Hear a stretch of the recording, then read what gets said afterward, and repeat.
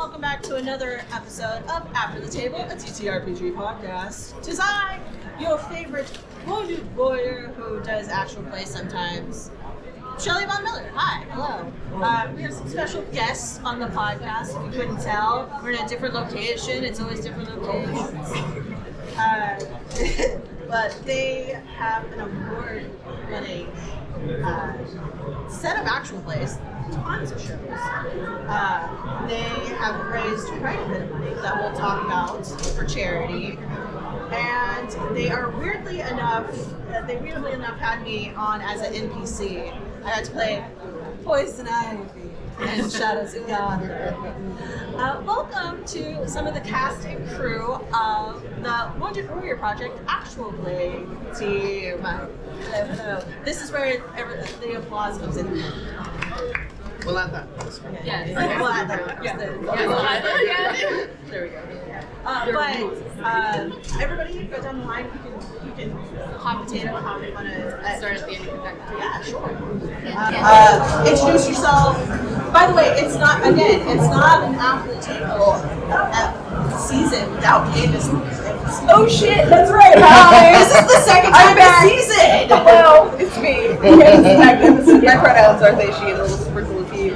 I am in Shadows of Gotham, which is, in my opinion, one of the best things that Wounded Warrior Project has ever made in the history of production. Very, very biased. Yes, I play Edie Sumba, and she's I am Edward Spence, he, him. I am the very happy forever GM of Wounded Warrior Project. I've been there since the beginning, doing Even Falls, its sister series, Paradise Lost, 4th Age, and Shadow. Yes, Caustic Phoenix also does Galaxy, and I am lucky enough to join Edward's two adventures with Even Falls and also our One Ring story, which I'm still very in the middle of my emotions about. I won't cry. They just had an episode this week. Yeah, before Cracks on Blood, which is so weird for you.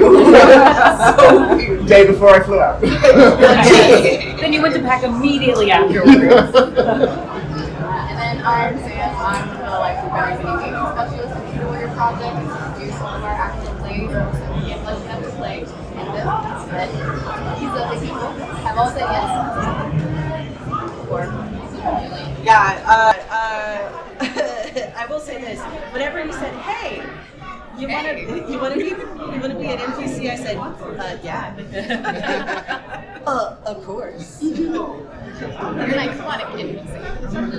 Yeah, not just an NPC, iconic NPC. I still wish you would have picked Punchline, because that would have been. Punchline's fun. I do, but I didn't know you had the tattoo either. By the way, for those who don't know, Reference. reference. Yes. That just means you need a Poison Ivy tattoo now, too. So This is Poison Ivy. Oh, that is. Oh, I didn't see from the second No, time. yes. Oh, I had perfect. this meeting for a while, so don't mind this. My son got mad at me. My cat. Yeah, I was trying to clean his ear and he was like, oh! Yeah. So, he doesn't think his ear was touched. Anyways, that's beside the point. That's not what we're here about. Relatable though. Relatable. We gotta sprinkle some relatable content in there. Yeah. But a question I frequently ask is, Candace knows this, is what is your nerdy TTRPG origin story? How did you get into it? And for Candace, it's how did you get incorporated into this? Because you go back to the 3 Black Halflings episode in season 2 if you want to hear the nerdy origin story. Correct. No,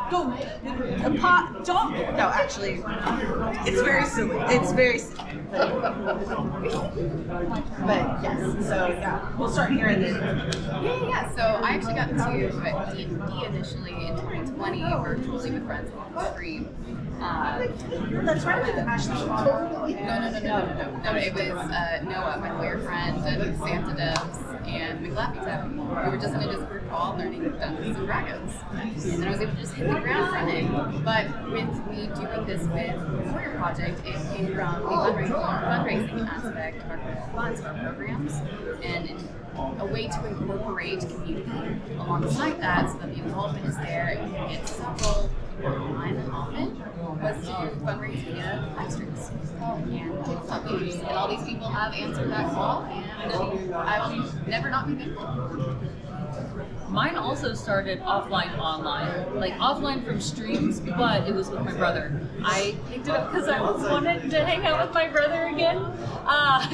And so he was the DM, and I did the classic moody rogue, and it was very one note. And you know, it happens. You learn your first game, your first character, and then I hopped over on, later on, years down the road, WWP, because when Sam and Ed ask you to do a story, you say yes, because you know it's going to be a great time. And it was even better that it's with an organization that I know does fantastic work, and I love being a part of that.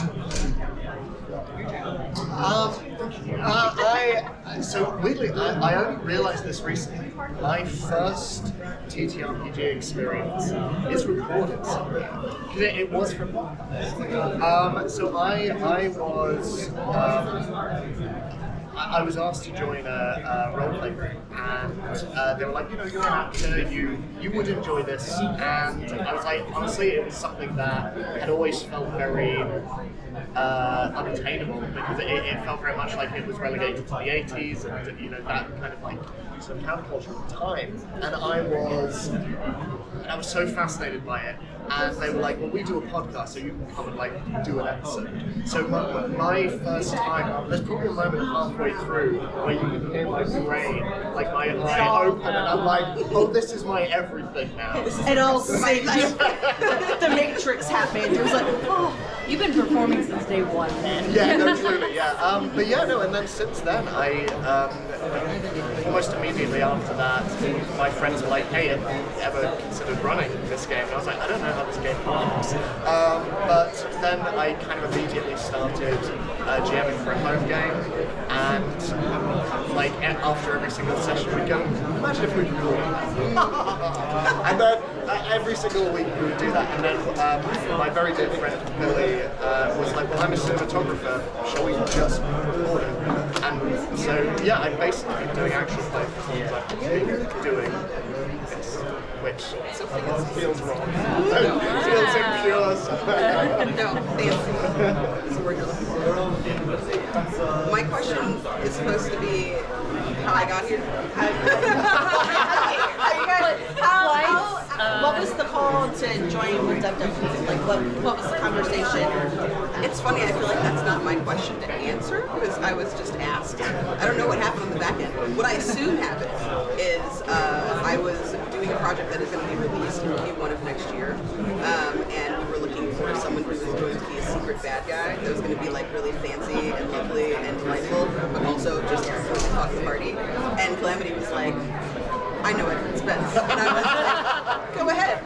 I've seen him on Castleton. He's great. And then Edward Spence and I were in a scene together, and I was like, this marvelous marshmallow man. I love it.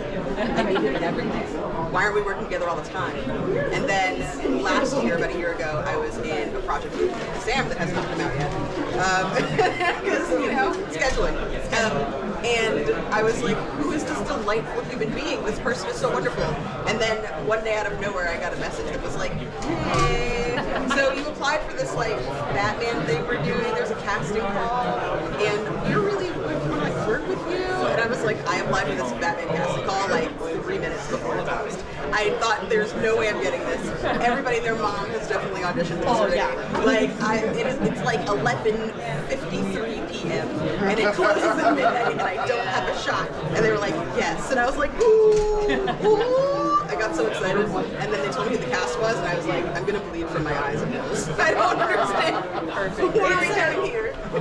If you have not watched Shadows of Gotham, it's the cast, the main cast for that, just I want to talk about just ripping the heart out of it.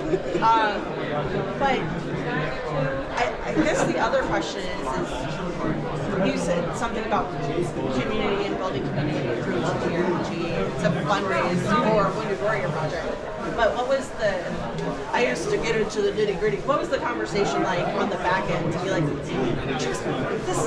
this is a thing that can happen?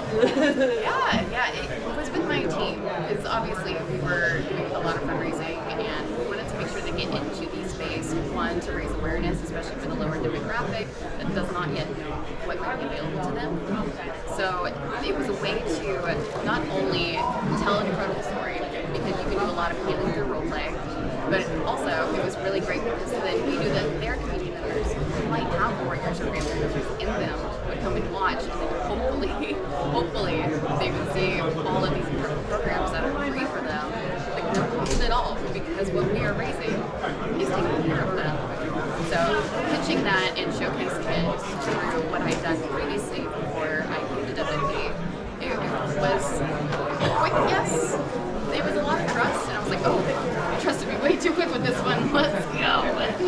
And no one is wrong of ever trusting Sam. It's true. No, don't say that, because now I think it's going to happen. You're going to get so much trouble. As somebody who's been in Sam's community since 2020, actually,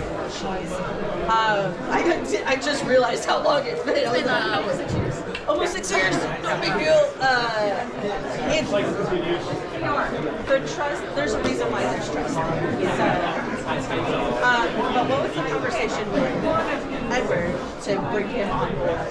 Well, this is my best friend. Well, you know. It was very quick. Yeah, there was, hey, want to do this?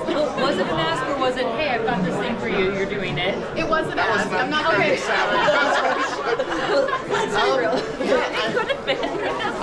I mean, so we worked together, and the first thing that we did. My first TTRPG. Really? Yes, of course it was. Yeah. So we worked on an action play. It was during COVID or just before. During. And we had this incredible cast on that. And so when Sam sort of came to me with this opportunity, we were like, we really like to sort of bring that cast back together and do something with that cast again. And so we started thinking about what that might look like, and a lot of the decision making behind the scenes in terms of the content of the shows is very driven by what do we think the Warriors might think, which is one of the big reasons why a lot of our stuff is very IP driven. Because, you know, there's a lot of love for, like, sort of 80s films, which is why we sort of drew on Eden Falls. There's a lot of love for comic books, and so naturally, like, Shadows of Gold felt like a very right place, right time kind of thing. And then, you know, with Fourth Age, I mean, a big part of that one, there's such a huge community around that, but also, I mean, it's a story about like its horrors, but also the hope that can come after it, and I think. And our entire cast sort of going to piece a little bit, and shining the spotlight in heck. But like it's through stories like that and through the themes that we've been able to explore through those IPs that are so beloved by so many in the community, and through such like incredible portrayals of what it is to be a warrior, like in war, and deal with like, you know,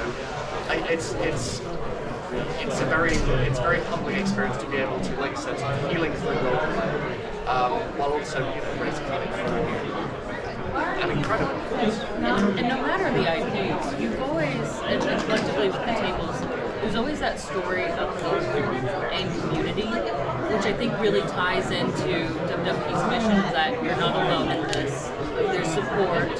There's always a way to step forward. And I think that's really beautiful that no matter what IP we find ourselves in, that there's that message that connects and heals our characters in the same way that we hope for our audience.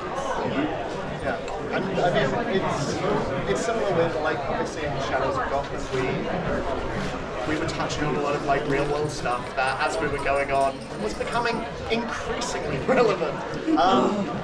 Again, there was like such a care with which, like, you know, Candace and Calamity, Valiant and Kappa, and our entire card just like were able to deal with these very real world issues with such sensitivity and care in a way that felt very, very hopeful, very healing, and also very sad as well. But like, It's so sad. I mean, it's Gotham. It's gonna be sad. It's a little emo. It's not a happy place. It's pretty dark and dirty. There's a reason why the rent is low. And I want to touch on, because a lot of people, whenever they think of veterans, they think of cisgendered white women. And I think the one thing that I think we unintentionally have done at the tables is bring a diverse cast that somewhat accurately portrays the actual makeup of the military. Hey, for those who don't know, I was in the military. I know this for a fact, so there you go. 2 tours, thank you. You didn't read it. Yeah. I mean, you guys already subtle, won. just like tossing that. You're so No, I'm not. It is weird.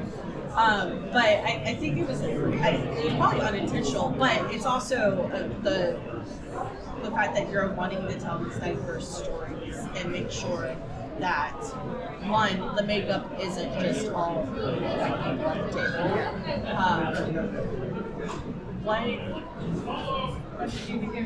What is the process that you'll do for casting, and like what is the process afterwards with creating characters with these women? I'll answer the first one, and you'll take the second one. Yeah. And also I want to hear from the people who actually play characters of like what is that character process and with all these different stories. Yeah. So I appreciate the compliment, but there's a lot of intention behind our thoughts with diversity, because Ed and I are hyper aware we are white people.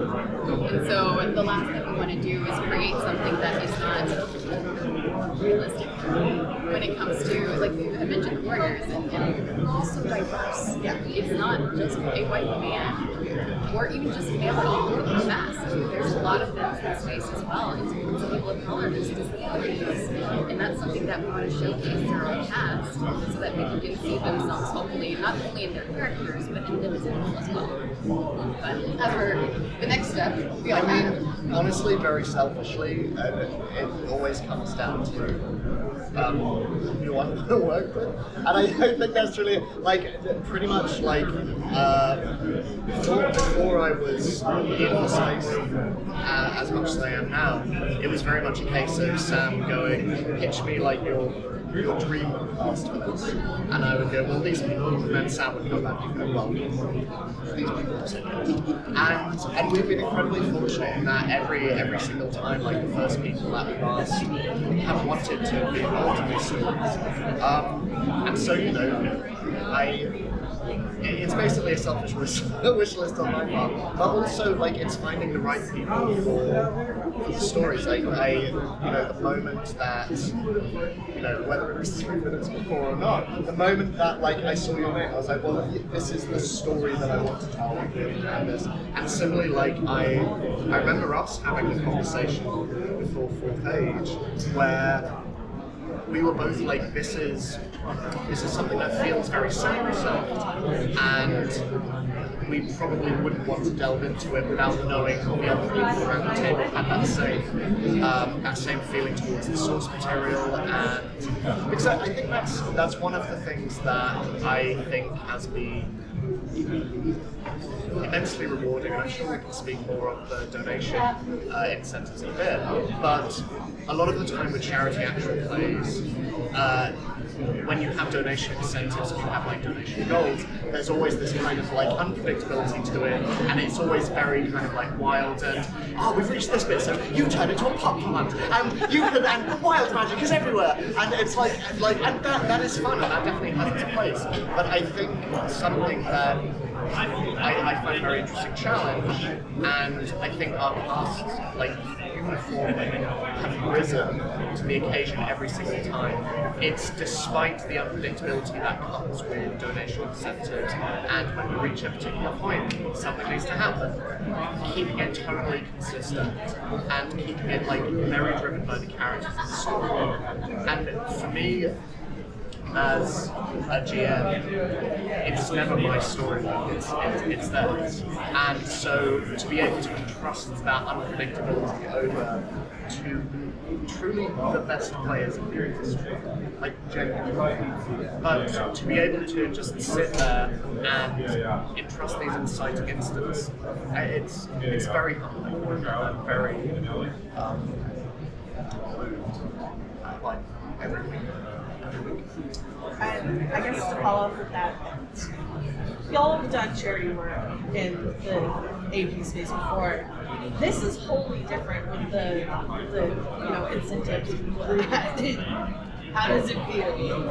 Especially whenever you're like, oh, okay, damn. I want to toss a small compliment back also. Yes, Ed. do it. By the way, this is just an episode to give flowers to Sam. Yes, it's true. Well, because when we talk about diversity, and you can bring on a diverse cast, but it doesn't matter if you don't have a team that is actually going to be willing to want to understand those that work to work with you. Like, I could bring in a really good character, but if the DM doesn't want to understand where I'm coming from, help create a world that's tailored, allow me to build and create a vision for them as well, it falls flat. And that's why it's easy to say yes to these two every time, because there's always so much care and love and understanding of creating the story that you want in the representation. And that's a trust that's really hard to build, but done so easily somehow by these two. It's really fantastic. I think to piggyback off of that, like something that is sort of an epidemic as a POC player, you have usually two kinds of DMs. You've got the GM or DM that will put all white people in your village, and then you're the only POC, and no one knows that you're the only POC except for you, and you know you're the only POC in the whole game because you're reacting. You're reacting to things in character as your POC character because that's what you know and that's what you have to do, and it changes the flavor of the game, and other people don't get it, and it's awkward. Or you're the GM who purposely doesn't tell you what ethnicity or gender or sexuality someone is because you're hoping that it's just going to work out, right? It's usually one of those two things. The first time I think I sent my character information sheet to Ed, and I was like, here's the kind of the ideas that I have for the people that like are in my character's life. He had already like thought up people that were already kind of filling those spaces. I didn't have to ask for them to be people of color, they just were. And I didn't have to like figure out how to convince somebody that it's okay to play people that are not necessarily from your experience, right? That like I'm here, you're here, and we're here together, and nothing bad is gonna happen to you if you play outside your experience. Like it's gonna be okay, right? Like I don't mind doing that handling with any GM, but the fact that I don't even have to do that with Ed is so wonderful. I am free to completely play the game and be as in it as I want to be, instead of like consciously being like, there's a witch hunt in this town.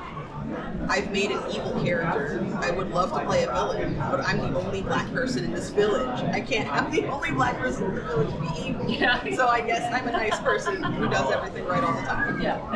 Okay. Well, you know, like it really is wonderful to have people genuinely care about that and put their money where their mouth is. Like showing up to the table and being like, the mayor is Indian American. Like, I don't have to ask any questions about it, right? I can just have this mayor that's awesome, but I'm the agent, and like there's POC ladies running Gotham, and it's like, of course they are. Yes. Of course they are. They're gonna save the world. I got sick of having all the white men and like just gang violence happening. Honestly. Yeah. They let the gangsters run for free. You know, to piggyback even off of that, with that my first experience with him. And what stood out to me was whenever, so we did utilize the witch illusory system, and there's a reason why we stopped it, which is why we brought that cast on versus something new. But with that, one of the Quidditch captains was in a wheelchair, and it was like, yeah, because you don't need them. Like, and nobody really questioned it because it just made so much sense. And Hermione mine was black, and it was just like the way you describe people of color too is so good. Yes. In a way that it should be. They are beautiful, and you make everyone. Yeah. So thank you for that. You are enthusiastic. He's like, I'm leaving now. I'm uncomfortable. It's okay. I get the same. I'm like, don't be nice to me. Don't be nice to me. I guess to get into the charity aspect, because if you haven't seen one of the episodes or any of the series, there are incentives to either help or hinder the players, and also the shadow bar, which The dreaded shadow bar. the dreaded shadow bar. Yeah, it really is. What was? Because, by the way, I'm gonna fully say this. I totally, for the incentives for my own charity games that I have run, I have totally just went. Just take these real Several quick. people have told us that. Take it genuinely. It's a great way to pay your cast, and it's a great way to fundraise. Yeah, I was just like, let me do this real quick. But like, what was the process of sitting down and making sure that one, it wasn't disruptive, and two, you were maximizing the charitable aspect of it? Yeah, because we had a D&D game that we came from, and they had a Faith of the Gods bar, and it was to split pay between the cast so that every Thursday we would do this, and that stuck with me whenever it came to the fundraising aspect. It's like, I experienced this already, but now let's make it to where there's more incentives, because that bar just went straight to the Faith of the Gods bar, and it's been chaotic, but always have because it was the best thing ever. But this way, we were able to have so much more involvement in the community, because once again, it's not just our story, it's the community story that we're telling together. And it also tests us, like, that makes it a really fun way to stay interactive, stay interested, and not just fundraising, but in a way you can make money in a different way other than just, hey, but instead, if you'd like to participate, and we don't only have our incentives as the only option, but if somebody wants to donate $1, because we have these bars, it is a constant contribution. You see that collectively you are all building to a goal that will then reset. And I'll let Ed explain a little bit more on how we utilize that reset bar. After, I have 44 courses and no blesses. And you're fatigued and dying. Well, I think it was, you phrased it so well where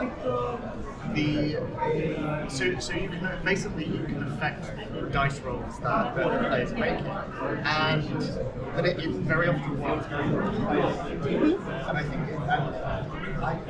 think there was something that you said that really stuck to me about how it leads to you kind of having to abandon character plans and kind of like just respond to the Yes, out the gate.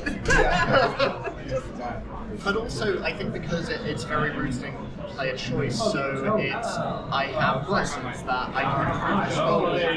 This feels like an important role for me, so I want to do this. And we reevaluate for each game system that we do as well. So it's a little different for the One Ring than it is for the Batman system that we use, just as it was different for Paradise Lost. But I think the nice thing is with it, that element is kind of in the hands of players until it gets to the top of the bar, and then it's very lovely because that is more driven by the audience, because a lot of the time, we're in a particularly tense situation, the action is building to its clear climax, or you know, that the characters are trying to do something that is so important to the story, and some people in the chat will just go, let's spice this up a little bit. One of them was me. But I think what's really interesting about that is, like, even as a GM into players, like, the nature of what we do is so improv heavy and improv driven, and the idea of the audience being able to yes and as well, or yes but. Yes, you do this thing, but now you have to do one of these two things. And I think there's a really nice kind of delicate balance where you have the audience affecting the players making choices with the cards they've been dealt, and then myself just kind of to like moderate that relationship. And also it's very fun. It's also very fun. Mainly when it'll happen and someone will be like, no, it's my scene! I always try to wrap up our scene as we get closer to the shadow. Like, I don't want it to land on There's me. always somebody waiting to submit as soon as How do I it goes fill that the next time? Yeah. So that maybe it just takes a little longer. It's like and playing then hot that has to potato. count. Yeah. I will confess there have been a few times where I have went to a good cause, but I did buy blesses for the party because I thought we might need it. Oh, I wasn't going to out you or anything. I saw her Good name pop up. cause. Listen, okay? But yeah, I mean, I guess as players, I guess it's the same for you as well. So, like, in terms of how, like, that unpredictability in terms of play, and obviously, like, roleplay is an inherently unpredictable thing with elements of chance and that. I think for me, what surprised me most was I'm used to doing charity one-shots, right? Like that's usually my wheelhouse. So I try to make the incentives as silly as I can because that's what's going to be your moneymaker. But this is a serious game, totally. And I was like, how the fuck is this going to work? Like, this is going to throw wrenches into everything. But it makes you think more strategically as a player because you know that the system has curses and blessings. So there are going to be moments where, like, you know, I would roll, like, oh, let's see if, you know, Edie is successful at telling a lie. My character is a terrible liar. So I'm like, oh, I have a curse, great. I'm going to throw all of them on. We're going to put as many curses. I got a 1. Natural failure, right? Like, whatever. And then if there's a bless, there are moments that you want to, like, save those for, right? So if I know I have a scene that's going to be really difficult with, like, Sam's character, then I'm like, okay, like, get my blesses to make sure, right? At first, I think I was playing it really safe, where I was trying to kind of, like, cancel the blesses and the curses out with each other, right? Because I was just like, I just want to know what's happening. I don't want to do anything crazy. But I think, like, halfway through, it became so natural and so comfortable to just accept the failure. And it also kind of makes you reevaluate what, like, character decisions they have. So, spoiler for the show, someone turns into a monster. I don't know who, but I feel like whoever turns into a monster, they had that reveal down that they had to do and had to make a decision. And that decision ended up being a little bit quicker than expected because of a curse and because of that movement in the game. But, like, the mechanic helped me choose the right time for that monster, which I was like, when will I know? How do I know when's the right time? This could be any time. Do I want it to be before the last episode? It was not. It was actually pretty fast. So I think it was like episode 3. Yeah, I think it might have been 2 that, like, the seed thing happened, and 3 was like, I feel kind of weird today. So I think, like, that for me is something that's such a gift.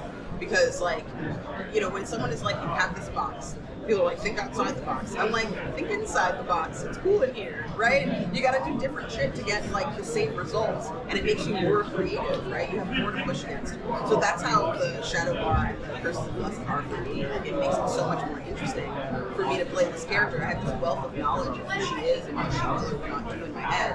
And then I get to choose which strings to pull at what time, depending on what the audience is doing. And I'm doing good for our community, right? Like, it's unbeatable. It is an interesting form of communication between players and community members as well. Yeah. And we talk to them anyway, all the time anyway in chat. Like, when we're not in the scene, we're all in the chat reacting at the same time. I'm like, 10 out of 10, quoting them, like, this is amazing.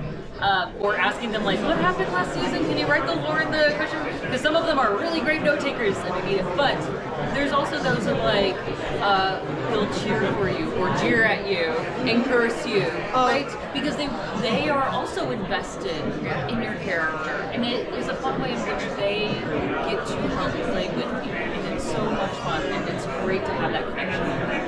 I clearly remember some of the episodes for Evening Balls where Liz's community was just like, curse. Yeah, curse. But they would Great bless for me. They curse me. Yeah, they would bless Cosmo instead. That's a robot. It's not even a person. We have like 10 blessings. Yes. The rest of us here are just hungry, cursed, and it's fine. But I will say, because somebody gave his NPC these blessings, and Ed said, yeah, that's fine. Yeah. He also was then going to utilize how many blessings we use via Cosmo as a curse against us later. Yes. And it was vile. Yes. So that pulls it. Yeah, it changes the gameplay itself. It changes the strategy of how we do it. It's monstrous. It's like, this is gonna hurt. Yes. Later? But right now it's fine. Yeah. I guess, and Mom brought up the charity aspect of it. We got it over to so far. I don't have a total for you. You don't have Not a off the total. top of my head. We'll- You know we'll what? put it- we'll put it in post. Here it We'll put it is. in post. Yeah, call 1-800-TOTAL now. But yeah, I mean, at least thousands of dollars for Shadows of Gotham and thousands of dollars for balls and rings like, throughout the seasons. Let's get into the fun part of y'all have been nominated and won awards a lot around the world, by the way, around the world for these shows.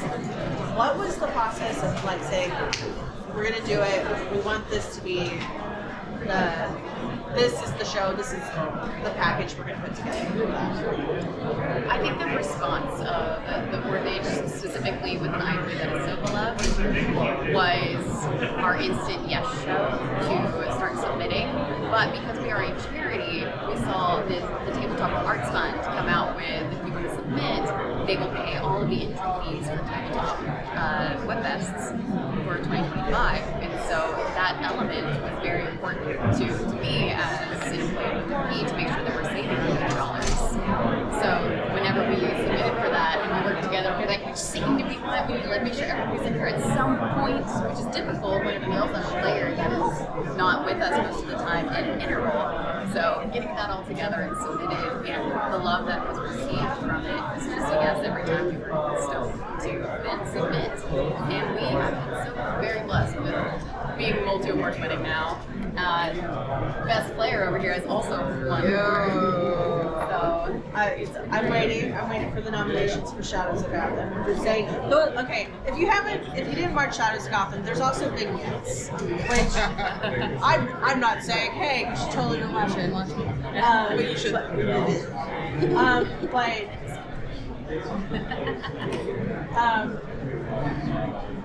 That's good. I think the editing of those and like including those is such an interesting aspect because a lot of people don't do vignettes unless it's like a extra scene that's behind a paywall.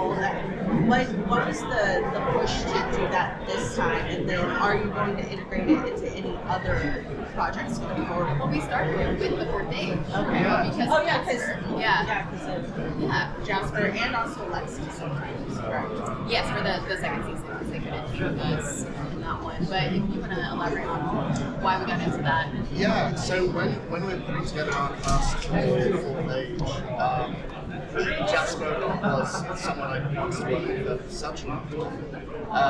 And he was immediately like, yes, no, that sounds amazing, I love it, this would be great. And this was at exactly the time he became a new dad. And I remember our very first in-person interaction, because he'd been like so busy, and Jasper's like the busiest man in the world anyway. But we were trying to figure out like scheduling, so we were like, this is going to be 10 weeks, like 10 live episodes, have a baby. Like, you know, this is, and You're in the UK, you have a baby, this is US-based time zones. And we were like trying to make it work, and I remember our first in-person interaction. I was at the Black Harbors live show, and I just felt these arms wrap around me from behind as it just pulled me close. Just, I'm so sorry. It's a good way to apologize. And honestly, I think that interaction has defined our relationship. Yes, over the last year. But no, and basically, we were trying to figure it out, and then I was like, well, tell me what, can you join for our last 2 live episodes? And he was like, yep, I can commit to that. And I obviously wanted him to be a part of our story. And so I said, well, how about we just do one-to-one sessions? And we can pre-record them, and basically you will have a side quest that will dovetail into joining the rest of the group. And it was lovely as well because, you know, like, it is a reality when you're doing a live stream. If you have an interlude and essentially you're there, like, because like people step away and they'll go, oh, I'll come back to this. I'm lurking. Yeah, no, absolutely. But one of the things we found was we could step away, we could, you know, have bio and all that kind of stuff, and there was still story there. And so when we were going into Shadows of Gotham, something that was really evident when we put out that first casting call, the amount of people who responded who we wanted to work with. It was a lot. And you know, we came up with our forecast very quickly based on, you know, who we thought would fit as well, who we thought would fit together. So I think that's something that we spend a lot of time talking about. And for me, like that, like my background in theatre, it's one thing to have like good performers, but it's do those performers like gel, like do their styles like mesh. And so one of the things that we were like, we still have all of these people that we really want to work with. And so I remember fairly early on, I was like, well, shall we just do what we did with Jasper, and we can, and kind of drawing on the tradition of comics where there's always stuff going on. It's never like happening in a world. We can have these vignettes happening where we are dropping in on the dramatic persona of this city and of this fictional world, and again fleshing out what is happening to our main cast, what is happening in the story, and the audience are privy to that even if our characters aren't necessarily. And honestly, I think it's probably something we're going to employ on everything.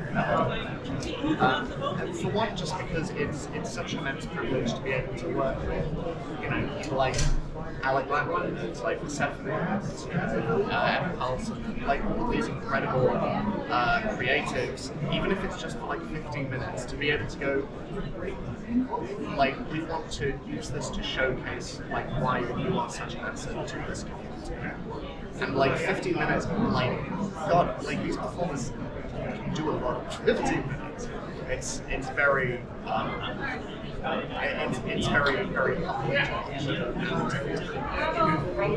Yeah, whenever you said 15 minutes, whenever you were like, hey, you want to do this? I was like, okay, I'm going to block off 2 hours, I'm going to do this, all right, we're going to role play. You're like, oh, it's going to be 15 minutes. I was like, let's do it. Well, that's another reason we want to make sure that those people who are so busy who can't dedicate 4 hours are able to still showcase their best.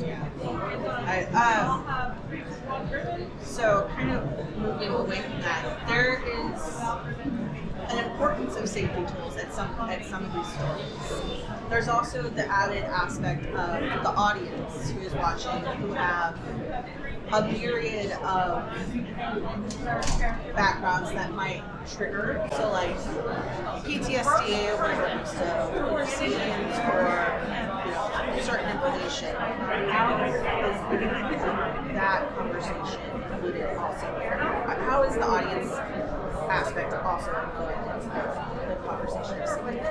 Our intro will always have a concert warning, just to make sure that we're reiterating all of them, because we know we have very sensitive community members, and we want them to be aware of what happened and please take care of yourself. But it also just stems from wanting to take care of our players who are saying yes to an unpaid show. The least we can do is make sure they feel safe, because we know that we go to places that are dark, we go to places that are sad, and that can hurt you. up feelings and trigger those emotions that are very real and visceral.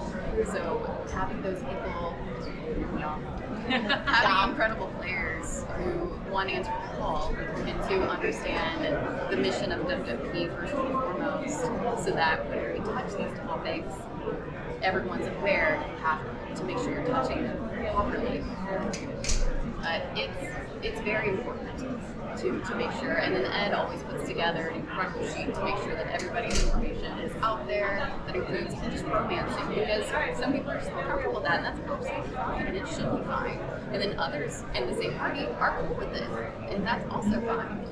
And then you just talk as a community as well. It's like who's comfortable with seeing what, or describing what, or you put through things like that.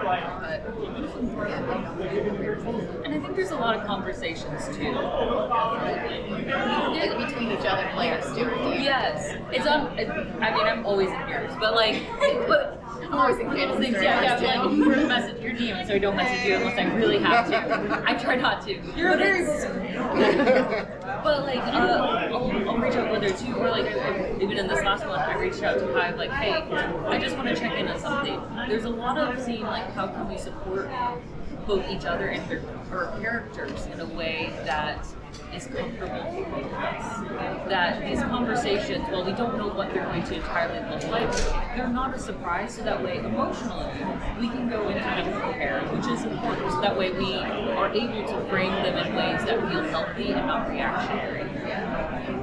Especially with darker, heavier, even violent topics. I don't have anything to add. That's really well said. I think having a table, again, talking about the chemistry, having a table where people are keeping consent as their priority, and like the GM sets the tone for that, like makes all the difference. Like I'm never scared to reach out to one of my fellow players and be like, so I was thinking, this is crazy. Please feel free to say no, right? Sometimes you say feel free to say no, and someone's like, I felt obligated. You find that out later in your life. So there's a certain amount of trust that you have to have for your fellow player, that when I say you can say no, that they will say no if they need to, and that's something that I think is harder to find. But like Sam and Ed have done such a great job of putting people together that are comfortable with that, right? That will speak up for themselves and other people as well. And that makes like all the difference. I think one of the things I love about how dark the shows get, though, I have members of my family that have been active duty, and I have friends whose parents have come back from active duty, not quite the same. I have a friend of mine whose dad had issues at age of March, and like she had a dad when he left when she was like 5, and he came home, and now he's just not like she knows, he didn't recognize his family. Like they all caregive for him, they take care of him, they make sure that he's good, and that he has a good life. But it's been very hard. So having a storyline where like in Shadows of Gotham, there are more than I would argue that literally every single character in Shadows of Gotham has a moment where they're like, I don't recognize myself. Like I don't know who I am anymore. Like, how do I understand myself now in this world that I am living in as this person, right? Whether that's a physical change, an emotional change, a change in, because the game mechanics actually work this way, a change in ethos and ethics, right? Like when the system has let you down and you have to understand how to process that and move forward. Like all of those are huge broad strokes of like the veteran experience as well, right? Which I think ties back to the charity work that y'all are doing and that you get to help you do, right? I think it's so important that someone can watch our shows, even though it's like, like the Fits, or like, like Batman or whatever, right? Like it's like, cute, but like at the same time, because y'all are not afraid to dig so deep, there's actually like a catharsis that I feel like people watching and people certainly portraying these characters, but also people watching are able to access that is like so meaningful, and more so than you might see in other productions, right? Sometimes you show up and it's just like a really good time in your magical world, it's me, and you're done. But like this is something that like when I finish playing this game, there's decompression and it's lovely, and then I go about my day, but like it's on my mind until I go to sleep, and sometimes the next couple of days I'm like in it still, and to me that's the mark of like a truly great game. So there's like this double-sided thing where we've got the safety tools at the table, we have the charity aspect of it, but then it's also excellent. And like you don't often get all three. usually get like 2 of those. What are some stories that you want to tell in the future at the table? And what are some stories that, if they were like, hey, this is what we're going to tell next, that you would want at the front of the table? In the future, I would like to sit and play with Candace. I love this. Yes. So I'll say that really quickly. Yes.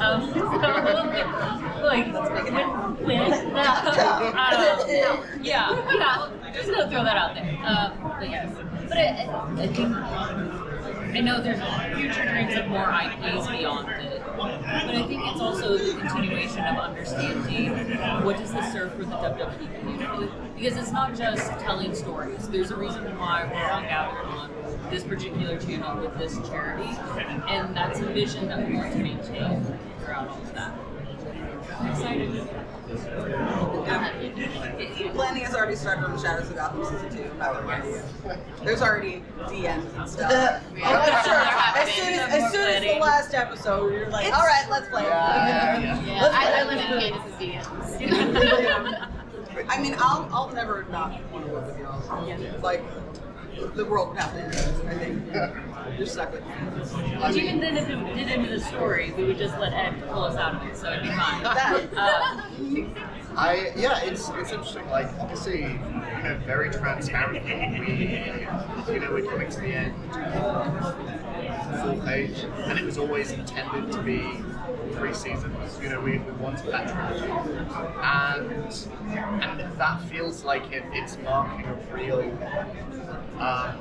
And I feel like Full Page was the start of what we now consider the TTRPG arc of Wounded Warrior Project to be like. The start of that was, because obviously we worked on Eden Falls, and I think that was so thrilling, and I think that was such like a proving ground for what we wanted to do.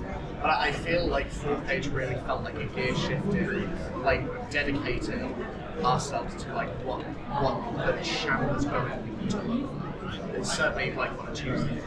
And yeah, honestly, like when Full Page comes to an end, I'm getting very emotional thinking about it. And I especially, but there is like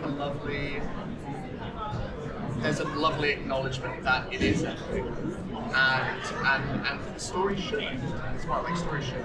So I don't know. I mean, obviously we have Shadows of Gotham still coming up, and honestly, again, it's kind of the nature of comics and like the source material we're drawing on, but we can draw from that well, like truly as long as we want to, and continue to tell stories so good that are exciting to tell. So I feel like IP-wise, that's probably going to be like our main flagpole. But yeah, I mean, we're going to be having a meeting, within the next couple of weeks to kind of plan out what the next year is going to look like. And I don't know. Like, obviously, a lot of it is looking at IPs, because the other thing is, in a media landscape that is as full, especially with actual plays at the moment, like it's a very mercenary way to look at it, but a very easy way to get eyes on the project is if it is based on something pre-existing. And I think that the success of Full Page and Shadows of Gotham really speaks to that. But then also being able to take those pre-existing IPs and claim a degree of ownership over it, like to be true to it, but to tell the stories that we want to see within it, and populate those worlds with the people and the stories that we want to see. And to be able to facilitate that, I'm not sure. Like I don't know. Maybe I want to do something with lightsabers next. I don't know. But What was that? Maybe lightsabers. I don't know. Oh my goodness! Do not joke around. Don't tease me. But yeah. So I don't know. Is the honest answer. But yeah, more Batman is on the way. Yeah. My answer's the same. Well, We'll talk about it. This is the part where I say, plug your shit, tell people where they can find you, what's next, everything like that. And we'll go reverse orders. Yeah, so I'm Sam, and you can find our shows on Tuesdays at twitch.tv/Wounded Warrior Project. Varying times. times for some of them, but you can check out our socials as well. Make sure to visit it there. Other than that, where can they find y'all? Caustic Phoenix on every channel. Yes. Yeah. I can't remember if my branding ever became. Yeah, the producer. Did it become consistent? Sorry, producer's on screen. Sorry. Brandon. Yes. So many things. I'm very excited and sad that Fourth Age is ending, but I know it's going to be phenomenal. So I hope everyone comes to see the ending. Don't make me cry yet. Go ahead. Go. I'm Edward Spence, he, him. You can find me everywhere under my actual legal name. I'm taking a bit of a break in January. I say that. It won't happen. But no, in terms of what you can see me, literally in 4 hours, but in your past, I will be running Modifius's Fallout panel, so you will be able to find that on their YouTube channel. You can also find me over on the Rotating Heroes podcast, where I get to be a player with the wonderful Jasper from Artright GMing. And speaking of Jasper, go check out the incredible game that we've written, Course of Extinction. It's a quick start, it's available for free over on the 12-sided Studios website, and we are so immensely proud of it. And you should also check out Transplaner's use of the system, because it's absolutely. I'm Candace. You can find me at the Candace Spree on Blue Sky. At Candace Magnificent everywhere else. I am one quarter of the show from Black Halflings. So another shout out to Jasper. One of the co-creators of that show. I do a bunch of stuff. Come find me. In Q1 of 2026, we're going to be having Lost in Reverie on Bad House. So please follow Bad House and check us out. It is an 80s fantasy themed game. It is inspired by Legend, Labyrinth, The Neverending Story, all of those really wonderful comfort tales from your childhood. So definitely be on the lookout for that. I am the GM of that, and I'm so proud of it. And Edward is not a villain. So don't think that's not what we're doing here. Give your villain voice. I'm British, I already have one. You see? That's part of it. Well, speaking of finding people on the internet, you can find me everywhere on the internet at Shelly Von Miller, to include Patreon, and after this season ends, just Patreon. It was fourth wall. I'm sick of posting shit everywhere. I'm a one-woman show, y'all.